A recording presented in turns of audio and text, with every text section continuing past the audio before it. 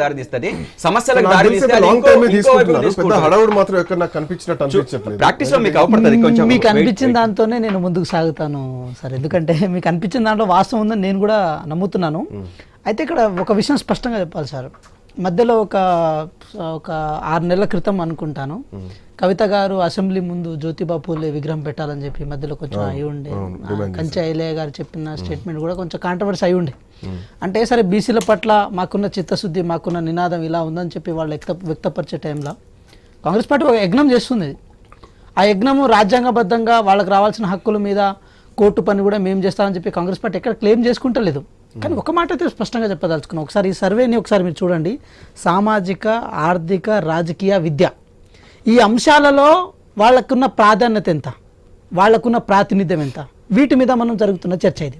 శ్రీకాంత్ గారు నేను మాట చెప్తున్నా, సరే గౌతమ్ ప్రసాద్ అన్నకు చెప్తున్నా, ప్యానెల్లో ఉన్న కోటేశ్వరరావు గారు కూడా చెప్తున్న విషయం ఏంటంటే కాంగ్రెస్ పార్టీ తీసుకునే ఇనిషియేటివ్ ఏదైతే ఉందో ఇది కులాలకు మధ్య పంచాయతీ కాదు, వ్యక్తులకు మధ్య పంచాయతీ కాదు, వ్యక్తుల మధ్య ఉన్న పంచాయతీ కాదు. ఈ దేశంలో ఉన్న వనరులకి, ఆ వనరుల మీద ఆధారపడ్డ ప్రజలకి, ఆ ప్రజలు ఏ కమ్యూనిటీ ప్రజలు టాప్గా ఉన్నారనే వారికి అంటే వాళ్ళకి ఎంత వాటా రావాలని మీద దాని మీద జరుగుతున్న చర్చ ఇది. ఈ చర్చని మనం రాజకీయ కోణంలో చూడాల్సిన అవసరమే లేదు. ఇప్పుడు ఇన్ కేసు గౌతమ్ ప్రసాద్ అని చెప్పినట్టే పంచాయతీరాజ్ ఎలక్షన్ కోసమే కాంగ్రెస్ పార్టీ చేస్తుందని అనుకుందాం, దాంట్లో ఎవరి రిప్రజెంటేషన్ గురించి చేస్తుంది, మరి బీసీల రిప్రజెంటేషన్ ఎక్కువ ఉండాలన్న కారణం చేతనే కదా, అందుకోసమే ఎలక్షన్స్ ఆపాల్సిన అవసరం వచ్చింది కదా. సో ఇక్కడ రాహుల్ గాంధీ గారు రావడం కూడా ఒక 45 నిమిషాలు గంట సేపు చర్చ జరిగిందంటే అంత పెద్ద మనిషి కనుక ఇక్కడికి వస్తే దాని కాన్సన్ట్రేషన్ పెరుగుతుంది, దాని చుట్టూ సెంట్రిక్గా రాజకీయాలు తిరుగుతాయి. ఏదైతే మత ప్రాతికన బీజేపీ రాజకీయాలు చేసుకుంటూ పబ్బం గడుపుకుంటుందో, లేదు ఈ దేశంలో ఉన్న సబ్బండ వర్గాల వాళ్ళకి సమాజంలో ఉన్న హక్కులు రావాలని చెప్పి కాంగ్రెస్ పార్టీ తీసుకున్న ఇనిషియేటివ్ని తప్పనిసరి పరిస్థితుల్లో వాళ్ళు అమలయ్యే పరిస్థితులు కూడా ఉంటాయి కదా సార్. మిగతా రాష్ట్రంలో కూడా దీన్ని ఇనిషియేటివ్గా తీసుకునే అవకాశం ఉంది కదా. ఈరోజు సంవిధాన దినోత్సవం, రాజ్యాంగంలో ఉన్న హక్కుల గురించి కానీ మనం మాట్లాడుకుంటున్నాం కాబట్టి దాంట్లో బీసీల హక్కుల గురించి మాట్లాడుకోవచ్చు కదా. శ్రీకాంత్ గారు నేను ఒకటి చెప్తున్నా చూడండి, సరే నేను ఇదేం కాంగ్రెస్ పార్టీని అంటే బీఆర్ఎస్ పార్టీని విమర్శించడం కోసం చేస్తున్న స్టేట్మెంట్ అయితే కాదు, కానీ ఎంబీసీ కార్పొరేషన్ అని ఒకటి ఏర్పాటు చేశారు శ్రీకాంత్ గారు. కార్పొరేషన్ ఏర్పాటు చేసి దాంట్లో నిధులు ఇట్లా తీసుకొచ్చారు, ఇట్లా ఫార్వర్డ్ చేశారు. అంటే మోస్ట్ బ్యాక్వర్డ్ క్లాస్ని ఆర్థికంగా వాళ్ళని సంపుష్టం చేయడం కోసం కేసీఆర్ గారు నిర్ణయం తీసుకున్నారని చెప్పారు. కానీ అక్కడ ఎటువంటి సంపుష్టత జరగకపోగా ఏదో కార్పొరేషన్ పేరుతో రాజకీయంగా ఒక పదవిని సృష్టించి వాళ్ళ రిప్రజెంటేషన్ ఉందని నిరూపించే ప్రయత్నం చేశారు.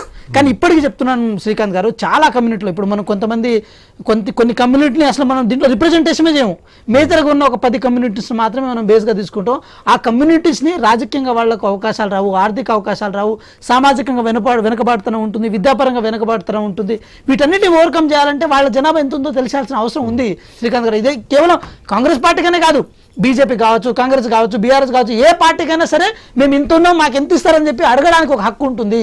ఆ హక్కుగా దాన్ని మార్చాలి. ఫస్ట్ ఇక్కడ కాన్స్టిట్యూషన్ మీద దీన్ని ఎత్తేసి ఇది కాదు ఇది జరగదని చెప్పి మనం ఒక కంక్లూజన్కి రావద్దు శ్రీకాంత్ గారు.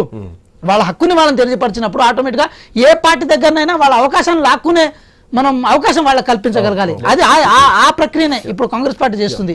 రాహుల్ గాంధీ గారు రావడానికి కూడా ప్రధానంగా కారణం రిజర్వేషన్ సబ్జెక్ట్ ని మనం తీసుకుంటున్నప్పుడు గతంలో రిజర్వేషన్స్ మీద సుప్రీంకోర్టు ఏ వ్యాఖ్యలు చేసింది అనేది కూడా మనం పరిగణలోకి తీసుకోవాలి. నిన్నగాక మొన్న మాదిగ రిజర్వేషన్స్ దాని మీద కూడా తీర్పు వచ్చినప్పుడు ఇది సుప్రీంకోర్టు రాష్ట్రాల మీదనే వదిలిపెట్టడం ఇది సరైనది కాదు, ఇది రాజ్యాంగ సవరణ చేసినప్పుడే అది అన్ని కులాలకు అంటే ఏ కులం అయితే రిజర్వేషన్ పొందాలనుకుంటున్నా ఆ కులాలకు సమగ్ర న్యాయం జరగడానికి అవకాశం ఉందని చెప్పేసి చాలా మంది అనలిస్టులు మన చర్చలలో కూడా వచ్చింది. కానీ ఇప్పుడు ఏం జరుగుతుందంటే ఆయా రాష్ట్రాలలో ఇప్పుడు మనం ఇక్కడ బీసీ గణన చేస్తాం, దాంట్లో తప్పు లేదు, మనం వాళ్ళకి సంఖ్యదిస్తాం, దాంట్లో ఏం తప్పు లేదు, వాళ్ళకి ఇవ్వాల్సిన పద్ధతిలో వాళ్ళకి ప్రియారిటీ ఇవ్వదలుచుకున్నాం, తప్పు లేదు.